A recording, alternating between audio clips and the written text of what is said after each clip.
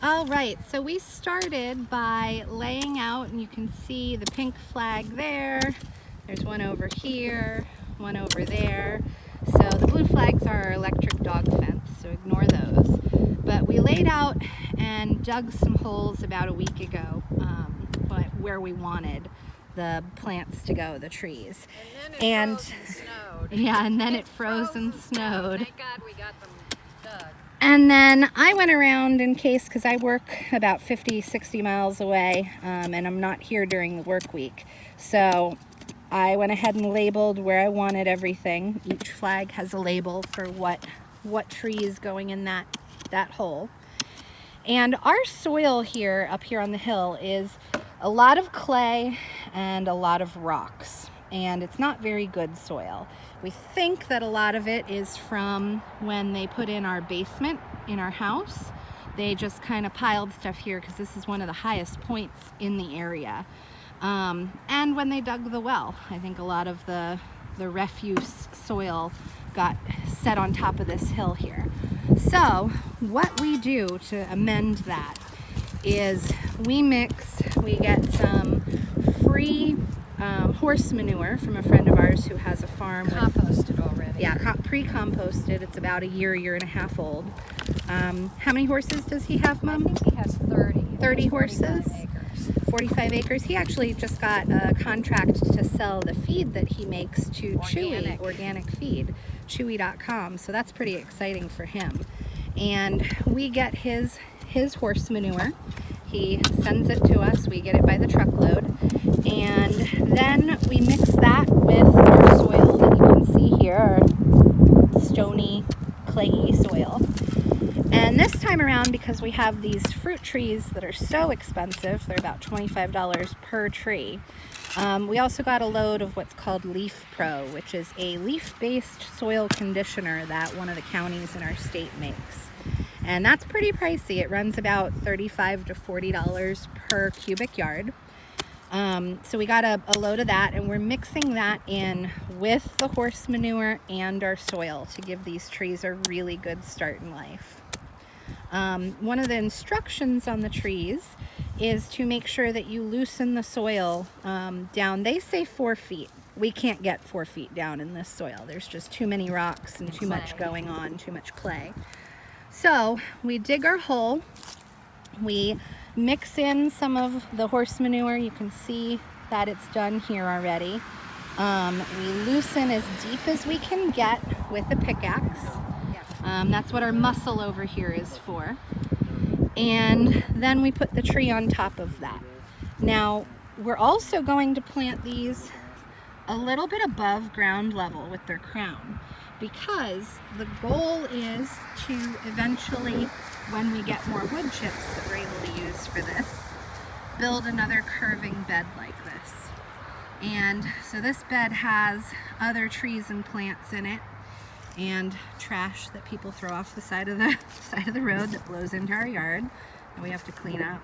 But we build beds like this, and we can put things in the beds around the trees, support plants, annuals, that type of thing. And that wood mulch composts down and actually becomes a really solid, nice soil for these plants to grow in. Here you can see we've got some garlic going. That's the green there. Some down here too.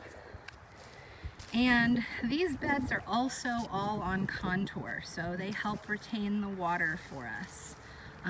So this slows the water's movement down the hill, and eventually we're also going to do a little pond over here. Alright, so here's how the trees are delivered to us. And as you can see, they're really sturdy, much sturdier than we've had when we've ordered from places like Stark or Gurney's.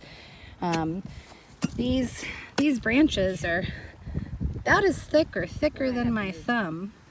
And each one's labeled at the top. They're nicely pruned. They're about 4 feet tall. The only issue we experienced was that they came really late. And I think that's partly the shipper, and not really. They were shipped right on time, shipped in great condition. But the shipper, FedEx, is not our favorite in this area. So we've got 2 bundles of trees, and pretty much all of them have little buds on them, and they look great. So This is a Bartlett pear that's going in here. I'm trying to make a cone up in the middle to sit it onto, and it's got to go down a little bit. It's a little high.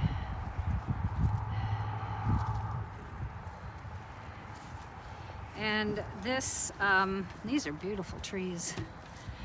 This is where it's grafted right here. And that has to be above the ground level. So we're going to put these over the cone. So the reason trees are grafted Over is to your right. rootstock determines Over to the right. how big a tree will get. And we don't want these trees to get super, super big because we want to be able to reach all the fruit.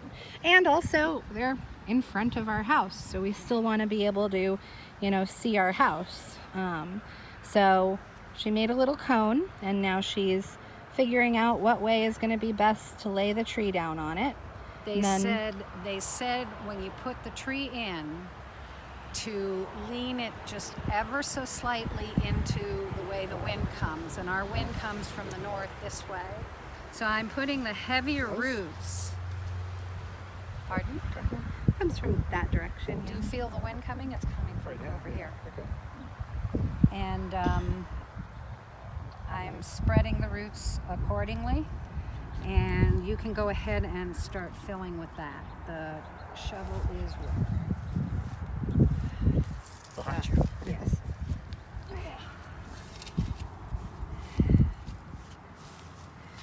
So this is our mix of horse manure, Leaf Pro, and our own soil that Dad is filling back in with.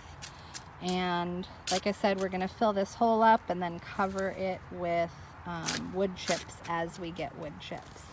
Now, one of the things I really like about what they did when they sent it to us is they sent instructional sheets. So we have 5 or 6 sheets telling us, how to plant, how to grow, how to take care of these trees.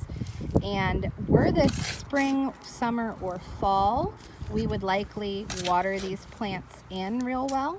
I'm not sure that we're going to do that today, if only because our hose is all the way over there by the chimney, where the chimney comes down from the house.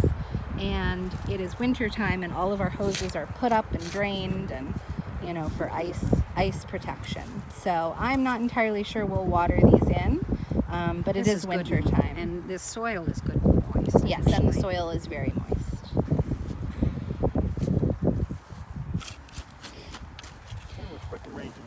And we are expecting rain overnight. And so what Mom is doing is as Dad is filling this, she is holding the tree straight, angled ever so slightly into the wind, and she is firming the soil down, and making sure that the soil does not cover that grafting point. The reason you don't want the soil to cover a grafting point is because that will encourage the tree to put out roots from the fruiting wood of the tree, which defeats the purpose of having it on a dwarfing rootstock. So it would become a much, much larger tree, and we don't want that to happen. So we want to make sure that it goes under the graft, or that the graft is above the level of the ground. Just slide it over. And we still have to put wood chips. And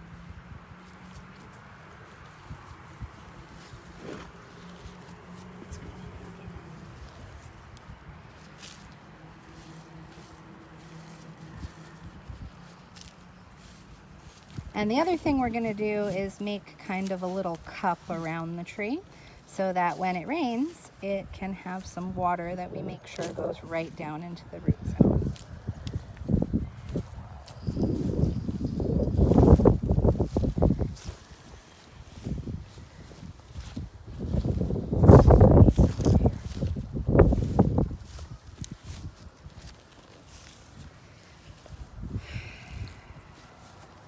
You need more over there? Yeah, there's a stone that I can put into the... Here. All right, so everywhere you see a pink flag, we got in a new tree. We've got 1, 2, 3, 4, 5, 6, 7, 8, 9, 10. And Dad is just finishing up putting some mulch around the base of the trees, still below that graft point. And we've written down all of what they are and what rootstock they are on our front yard map so that we can identify them. And now we just wait. All right, well, thanks for watching us plant some trees today. We got 10 in the ground, so that's a great continuation of our orchard. Don't forget to put a thumbs up at the bottom and like our page and subscribe if you want to watch more. Thanks for growing with us.